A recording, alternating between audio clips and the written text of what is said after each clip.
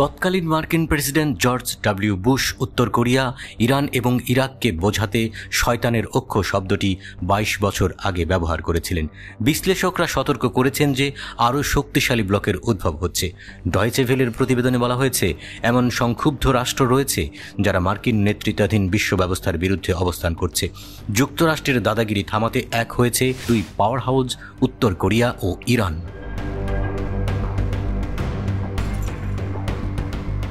উত্তর কোরিয়া ও ইরান নতুন জোট। পিয়ংইয়ং এবং তেহরান এমন একটা জোট গঠন করেছে যারা পশ্চিমা বিরোধী ব্লকের মধ্যে ড্রোন এবং পারমাণবিক গোপনীয়তা বিনিময় করতে পারে। উত্তর কোরিয়া সমমনা দেশগুলোর সাথে নতুন সম্পর্ক গড়ে তুলছে এবং তার শক্তিশালী প্রতিবেশী রাশিয়া ও চীনকে ছাড়িয়ে মিত্রতা স্থাপন করেছে। ইরানি শাসন পিয়ংইয়ং এবং উত্তর কোরিয়ার নেতা কিম জং উনের প্রতি বিশেষ আগ্রহী বলে মনে হচ্ছে।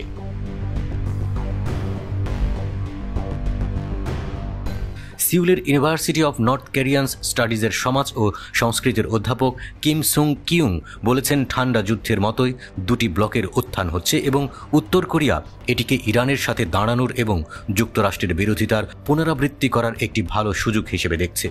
উত্তর সম্ভবত এটিকে তেহরানের কাছে অস্ত্র এবং সামরিক প্রযুক্তি বিক্রি করার এবং বিনিময়ের এক ধরনের অর্থনৈতিক সুবিধা পাওয়ার একটি ভালো সুযোগ হিসেবে দেখে, কারণ উভয় দেশের উপর শক্তিশালী নিষেধাজ্ঞা রয়েছে।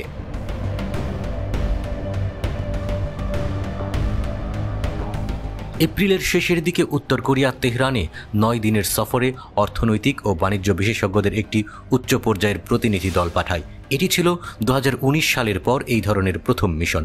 বিশ্লেষকরা অনুমান করেছেন উভয় দেশই পারমাণবিক অস্ত্র এবং ব্যালিস্টিক ক্ষেপণাস্ত্র সহ সামরিক প্রযুক্তির বিষয়ে কথা বলেছে। ইরান পরমাণু কর্মসূচি নিয়ে আলোচনার কথা অস্বীকার করেছে। পরের দিন উত্তর কোরিয়ার রাষ্ট্রীয় মিডিয়া ওয়াশিংটন কর্তৃক ইরানের ওপর আরোপিত নতুন দফার নিষেধাজ্ঞাকে অন্যায় বলে নিন্দা করেছে।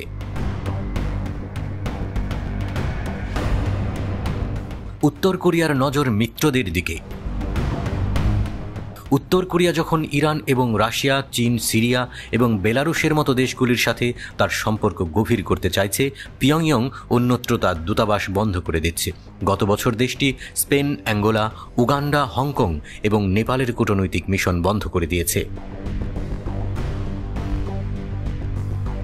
পারমাণবিক কর্মসূচি এবং ড্রোনের গোপনীয়তা। ডয়েচে ভেলের প্রতিবেদনে বলা হয়েছে, অতীতের উত্তর কোরিয়া ইরানকে পারমাণবিক প্রযুক্তি সরবরাহ করেছিল যা ইসরায়েলিদের বিচলিত করেছিল এবং সম্ভবত উত্তর কোরিয়া যা তৈরি করেছে তা আবার শেয়ার করবে।